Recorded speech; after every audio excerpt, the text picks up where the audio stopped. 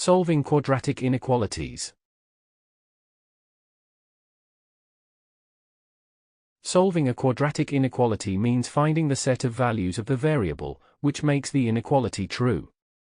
For example, the numbers 6, 7, 8, etc. are all solutions of the quadratic inequality x squared minus 5x minus 3 greater than 0 because for x equals 6, we have the following as shown on screen. For x equals 7, we have the following as shown on screen. For x equals 8, we have the following as shown on screen.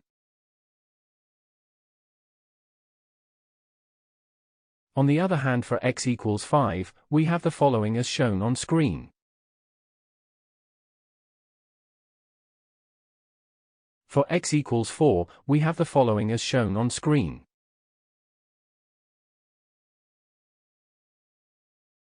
And so on.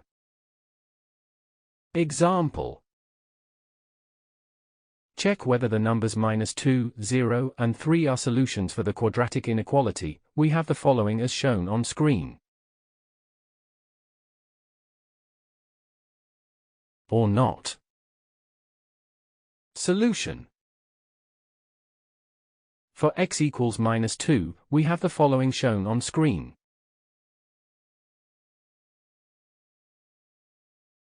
For x equals 0, we have the following shown on screen. For x equals 3, we have the following shown on screen.